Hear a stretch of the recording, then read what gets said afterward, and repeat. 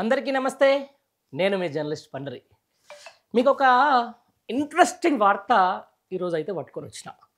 ఉమ్మడి నల్గొండ జిల్లాలో ఈరోజు రాజకీయ ప్రాధాన్యత కలిగిన కుటుంబం ఏదైతే ఉందో అది కోమటిరెడ్డి బ్రదర్స్ అన్న సంగతి అందరికీ తెలిసిందే.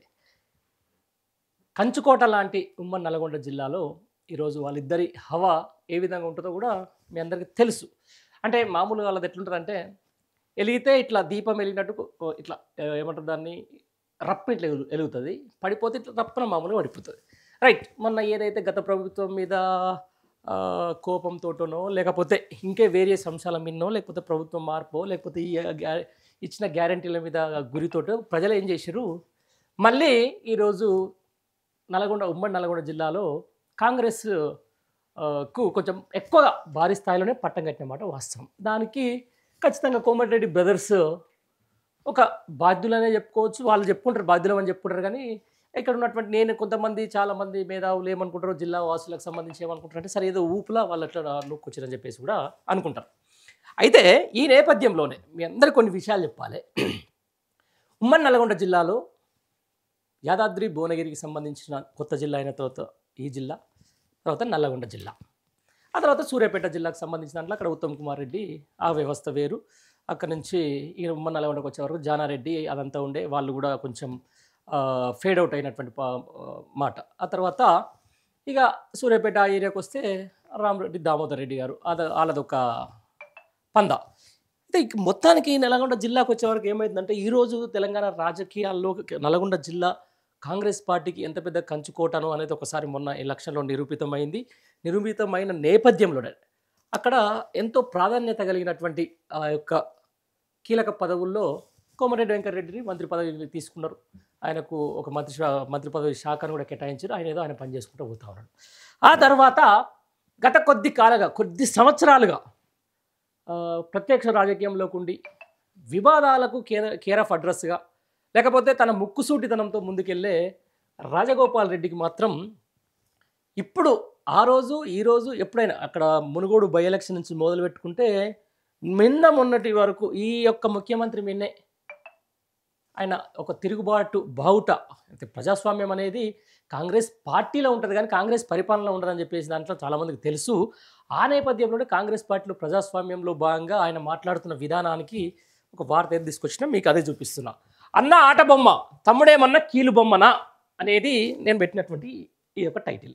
ఎందుకంటే రైట్, నేను ఉద్యమం చేస్తేనే తెలంగాణ, నేను పదవి త్యాగం చేస్తేనే తెలంగాణ వచ్చిందని చెప్పుకునే కోమటిరెడ్డి వెంకటరెడ్డి గారు, ఆ తర్వాత నా స్థాయి వేరు, నేను కేసీఆర్ మాట్లాడతా, మీ చిన్న వాళ్ళు మాట్లాడితే మా రేవంత్ రెడ్డి ఇంకోళ్ళు చూసుకుంటారని చెప్పేసినటువంటి కోమటిరెడ్డి వెంకటరెడ్డి, మొత్తం ఉమ్మడి నల్గొండ జిల్లా రాజకీయాన్ని శాసిస్తా అని చెప్పుకొని వాళ్ళ దగ్గరికి వచ్చేటటువంటి కింద వచ్చేటటువంటి వాళ్ళకి చెప్పుకునే కోమటిరెడ్డి వెంకటరెడ్డి ఈరోజు ఏం చేస్తున్నాడంటే రేవంత్ రెడ్డికి ఏమన్నా ఊడిగం చేస్తుండా అనేది నల్గొండ జిల్లా ప్రజల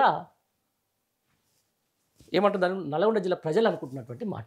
ఎందుకంటే గత కొద్ది రోజులుగా చూస్తూ ఉన్నాం, తనకు మంత్రి పదవి ఆశ చూపి నన్ను అడ్డంగా మోసం చేశారని చెప్పేసి బహిరంగంగానే ఓవైపు కోమటిరెడ్డి రాజగోపాల్ రెడ్డి బహిరంగంగా వేదికల మీద చాలాసార్లు తన అనుచరుల దగ్గర, ఆ తర్వాత పార్టీ అధిష్టానం దగ్గర, ఆ తర్వాత అవసరమైన ప్రతి చోట ఆయన తన అక్కసును వెళ్ళగలుగుతున్నమాట వాస్తవమే. ఎందుకంటే ఆయన డిజర్వ్ ఖచ్చితంగా ఏదైతే భువనగిరి పార్లమెంటుకు సంబంధించిన దాంట్లో అక్కడ ఉన్నటువంటి కాంగ్రెస్ ఎంపీని గెలిపియడంలో కీలక పాత్ర పోషించింది కోమటిరెడ్డి రాజగోపాల్ రెడ్డి అనే సంగతి మీకు తెలుసు, అక్కడ గెలిచినటువంటి ఎంపీకి తెలుసు, ఆ తర్వాత ఆ ఎంపీ కోసం బరిలోకి దిగినటువంటి రేవంత్ రెడ్డికి తెలుసు. ఆ బరిలోకి దిగే క్రమంలో వీళ్ళింటికి వెళ్ళి మంత్రి పదవి ఆఫర్ చేసిన మాట రేవంత్ రెడ్డి కూడా తెలుసు. ఇన్నంత నేపథ్యంలోనే కాంగ్రెస్ అధిష్టానం ఇచ్చినటువంటి ఒక కీలకమైనటువంటి ట్విస్ట్ ఏంటంటే ఇకపై రెడ్డిలకు మంత్రి పదవి ఇవ్వము అని చెప్పేసి కరాఖండిగా అక్కడ ఖర్గే నుంచి మొదలు పెట్టుకుంటే మీనాక్షి నటరాజన్ వరకు స్పష్టంగా చెప్పినటువంటి మాట. దీంతో ఆశ వదులుకున్నట్టున్నాడు ఎవరైతే రాజగోపాల్ రెడ్డి. దాంట్లో భాగంగానే ముఖ్యమంత్రి ఏది ఎడ్డమంటే ఇంకా తెడ్డం అనే ప్రయత్నం స్టార్ట్ చేసిండు రాజగోపాల్ రెడ్డి.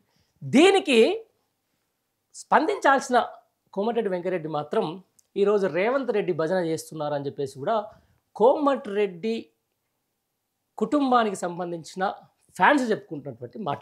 ఎందుకంటే ఖమ్మం జిల్లాలో ముగ్గురు మంత్రులు ఉన్నారు. ఉమ్మడి నల్గొండ జిల్లాకు ఒక ముగ్గురు మంత్రులు ఉంటే నష్టమేంది? ఆ నష్టం సరే ఎవరైనా సామాజిక వర్గం కావచ్చు, లేకపోతే కుల సమీకరణాలు కావచ్చు, లేకపోతే అవన్నీ చూసుకుంటే కాంగ్రెస్‌లో ఎవ్వరైనా కూడా మంత్రులు కావచ్చు, ఎవ్వరైనా కూడా ముఖ్యమంత్రులు కావచ్చు. ఆ విషయం అందరికీ తెలుసు. మళ్ళీ ఈ అవకాశం వస్తుందో రాదో కూడా అర్థం కానిటువంటి పరిస్థితి. ఏదో ఒక ఊపులో ఇలా వచ్చి ఒక ఫ్లూక్‌లో అట్లా అధికారంలోకి వచ్చేసింది. ఫ్లూక్‌లో అధికారంలోకి వచ్చేసిన తర్వాత ఖచ్చితంగా మంత్రి పదవి వస్తుందని చెప్పేసి కూడా ఆశ పెట్టుకున్నాడు రాజగోపాల్ రెడ్డి. రాను ఇప్పటికి 2 సంవత్సరాలు గడిచిపోయింది. మంత్రివర్గ విస్తరణ కాదు కదా, కనీసం మంత్రివర్గంలో తీసుకునేటప్పుడు ఆయన పేరన్న తీసుకుంటారేమని చెప్పేసి కనీసం బుజ్జగింపులన్న పర్వం చేస్తారని చెప్పేస్తే మాత్రం అలాంటి లేదు. ఆ నేపథ్యంలోనే ఈ అన్నదమ్ముల మధ్య చిచ్చు పెట్టేందుకు రేవంత్ రెడ్డి నిన్న ఓయూని వేదికగా చేసుకున్నాడు. ఆ ఓయూ వేదికల అద్దంకి దయాకర్ని పెట్టి ఒక మాట అన్నాడు. ఒకసారి మీకు వినిపిస్తా, వినండి. ఇది బాగా వినాలి మీరు. ఆనాడు దయాకర్ ఉద్యోగంలో యాక్టివ్గా ఉన్నాడు కదా, 12 ఏళ్ళు పాపం ఏది రాకుండా అందరు అడ్డం పడ్డారు కదా. ఇవాళ ఎమ్మెల్సీ అయ్యాడు కదా దయాకర్ కూడా. ఇవన్నీ ఎందుకై ఎవరు ఏది అద్దంకి దయాకర్కు ఎమ్మెల్సీ రాకుండా లేకపోతే ఎమ్మెల్యే కాకుండా అడ్డుపడ్డది ఎవరు? విషయం మీ అందరికి తెలుసు. ఎందుకంటే నల్గొండ రాజకీయాలని ప్రత్యక్షంగా చూసే వాళ్ళందరూ కూడా తెలుసు. గతంలో ఆయన మునుగోడు బై ఎలక్షన్ టైంలో కాంగ్రెస్ పార్టీకి రాజీనామా చేసి బీజేపీ నుంచి పోటీ పడుతున్నప్పుడు ఒక మాట, ఎవరు అద్దంకి దయాకర్ అన్న మాట మీ అందరికీ తెలుసు. మింగై అనేది ఒక మాట వచ్చేసింది. దానివల్ల ఆయన బాగా హట్ అయ్యారు. ఎవరైతే రాజగోపాల్ రెడ్డో లేకపోతే కోమరెడ్డి వెంకటరెడ్డో. అందుకే ఆయనకు అసలు తుంగతుర్తి నుంచి టికెట్ రావాలి, రానియలేదు. తర్వాత ఇంకెక్కడి నుంచో ఎంపీ సీట్ రావాలి, రానియలేదు. ఆ తర్వాత ఎమ్మెల్సీ కావాలి, చాలాసార్లు కానియలేదు. బట్ అటు చేసి ఫైనల్లీ రేవంత్ రెడ్డికి అండదండలో లేకపోతే అనుచర గణంలో ఒక్కడు కావచ్చు, ఎట్లయితే సరే end of the day Addanki దయాకర్కు మాత్రం ఎమ్మెల్సీ పదవి వచ్చింది. కానీ ప్రజాస్వామ్యంలో గెలిచినటువంటి, ప్రజాస్వామ్యబద్ధంగా ఈరోజు మునుగోడులో ప్రజా తీర్పు ప్రకారం గెలిచినటువంటి రాజగోపాల్ రెడ్డికి మాత్రం మంత్రి పదవి రావట్లేదు అనడానికి ఇదొక ప్రత్యక్షమైన ఉదాహరణ. అయితే దానికి వీళ్ళు చెప్పే ముచ్చట ఏంది? దానికి నేను ఇచ్చే అదేంటంటే, అన్ననే ఆట బొమ్మని చేసిన తమ్ముడిని కీలుబొమ్మని చేయడం నాకు పెద్ద విషయమా అన్నకాడికి ఇలా రేవంత్ రెడ్డి వర్గం ఉన్నట్టుగా తెలుస్తూ ఉంది. సరే, ఎంత ఊరుకుంటాడో ఊరుకొని 4 రోజులు ఊరుతాడు, సప్లంట్ ఊరుకుంటాడు. లేకపోతే బడా కాంట్రాక్ట్ ఇచ్చేసి ఆయనని పక్కన తప్పించి కూర్చోబెట్టే ప్రయత్నం చేద్దాం. ఇప్పుడు కోమరెడ్డి వెంకటరెడ్డి అంటే ఆయన పాపం ఈ మధ్యకాలంలో అత్యంత ఎక్కువగా ట్రోల్ అవుతున్న మంత్రి ఎవరు ఉన్నారంటే కొండ సురేఖ గారి తర్వాత కోమరెడ్డి వెంకటరెడ్డి గారే. అంటే ఆయన వ్యవహార శైలి, లేకపోతే ఆయన మాట్లాడుతున్న విధానం, ఏదో ఎస్ఎల్బీసీలో క్షుద్ర పూజలు చేసింది కేసీఆర్ అని చెప్పేసో, లేకపోతే రకరకాలుగా ఆయన అసెంబ్లీలో మాట్లాడుతున్నటువంటి విధానం ఏదైతే ఉందో దాని మీద చాలా ఆయన అనుచరులే కొంచెం పెదవి విరుస్తున్నటువంటి మాట. కానీ ఇంకో డైనమిక్గా ఉన్నటువంటి రాజగోపాల్ రెడ్డి ఈరోజు నాకు మంత్రి పదవి ఇవ్వకపోతే నేను ఏందో చూపిస్తా అన్న కాడికైతే వచ్చింది. నేను కీలు బొమ్మనైతే కాను. ఈ మాటతోటి ఏదైతే నిన్న అద్దంకి దయాకర్కు సంబంధించిన దాని మీద పొగిడే కార్యక్రమంలోనో లేకపోతే అద్దంకి దయాకర్ని ఊయుకు తీసుకొచ్చే కార్యక్రమంలోనో భాగంగా ఆయనను 10 సార్లు అడ్డుకున్నా కూడా నేను ఎమ్మెల్సీని చేసిన అని చెప్పేసి మళ్ళొకసారి తేనె తుట్టని రాజగోపాల్ రెడ్డి, కోమటిరెడ్డి రాజగోపాల్ రెడ్డి లాంటి మనిషి తేనె తుట్టని మాత్రం కదిపిండనే చెప్పుకోవచ్చు రేవంత్ రెడ్డి. ఈ నేపథ్యంలో ఆయనకి రియాక్షన్ అయితే రాలే. ప్రతిసారి కౌంటర్ ఇచ్చుకుంటూ వస్తారు. వైపు జర్నలిస్టులని అన్నప్పుడు, యూట్యూబ్ కొట్టాలన్నప్పుడు కూడా ఆయన ఖండించిండు. ఆ తర్వాత ఇంకా 10 ఏళ్ళు నేనే సీఎం ఉంటా అని చెప్పేసి రేవంత్ రెడ్డి అన్నప్పుడు కూడా ఇది ప్రజాస్వామ్యం, ఇది కాంగ్రెస్ పార్టీ, నీకు అవన్నీ ఏం కుదరయ్యని చెప్పేసి కూడా ఆయన సోషల్ మీడియా మాధ్యమంలో ఖండించిండు. ఆ తర్వాత ప్రతి అంశానికి సంబంధించిన దాని మీద, రైతులు పడుతున్న కష్టాలు, నిజంగానే రైతులు కష్టాలు, యూరియా కష్టాలు పడుతున్నారు అని చెప్పేసి దాని మీద కూడా ఆయన స్పందించిండు. ఆ తర్వాత ఈ ప్రభుత్వ పాలన చేతగాక లేకపోతే ఈ ప్రభుత్వం వైఫల్యాలు జరుగుతున్నాయని చెప్పేసి కూడా ఆయన ఎక్కడిదక్కడ అంటున్నమాట, మనకు రాజగోపాల్ రెడ్డి అంటున్నమాట మనం సోషల్ మీడియాలో చూసినాం. అసలు కాంగ్రెస్ పరిపాలన కంటే కేసీఆర్ పరిపాలనే బాగుంది అని చెప్పేసి బహిరంగంగానే చెప్పిన మాట రాజగోపాల్ రెడ్డి నోట మనం విన్నాం. ఈ నేపథ్యంలోనే రానున్న రోజుల్లో నల్గొండ జిల్లాలోని కోమటిరెడ్డి ఫ్యామిలీ రాజకీయానికి సంబంధించిన దాంట్లో ఒక పెను తుఫాన్ అయితే రాబోతుంది.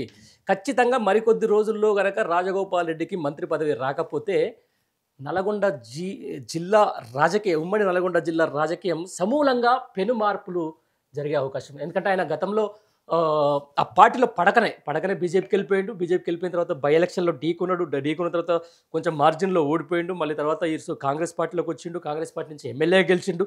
మంత్రి అయితేనని చెప్పేసి ఎన్నో హోప్స్ తోటి ఉన్నాడు. బట్ ఈ పరిపాలన చూసిన తర్వాత ఆయన కూడా అర్థమైంది ఇచ్చేటట్టు లేరు. కాబట్టి ఒక కీలక నిర్ణయం అయితే తీసుకునే అవకాశం అయితే ఉంది. నిన్న ఓయూలో మాట్లాడిన రేవంత్ రెడ్డి మాటలకు ఆయన ఖచ్చితంగా ఏదో ఒక నిర్ణయం అయితే తీసుకునే అవకాశం ఉంది. రాజగోపాల్ రెడ్డి గనక ఉమ్మడి నల్గొండ జిల్లాలో ఒక కీలక నిర్ణయం తీసుకుంటే మాత్రం దాని ప్రభావం యావత్ నల్గొండ జిల్లా మీద పడడం ఖాయం. అంటే అక్కడ ఉమ్మడి నల్గొండ జిల్లాకు సంబంధించి నల్గొండ జిల్లా కానీ, సూర్యాపేట జిల్లా కానీ, యాదాద్రి భువనగిరి జిల్లాకు సంబంధించిన దాంట్లో ఈ రాజకీయంగా చాలా మార్పులు వచ్చే అవకాశం. దీంతో పాటు అక్కడ ఉన్నటువంటి కాంగ్రెస్ క్యాడర్ అంతా, కోమటిరెడ్డి వెంకటరెడ్డి కూడా ఆయన వేరే పనిలో బిజీలో ఉన్నా కూడా ఆ క్యాడర్ని ఎక్కువగా కూడా కాపాడుకున్నది. ఆయనతో ఉన్న ఆయన ప్రధానమైన అనుచరులను మొత్తం కూడా వాళ్ళ అవసరాలను కూడా మొత్తం తీర్చింది రాజగోపాల్ రెడ్డి.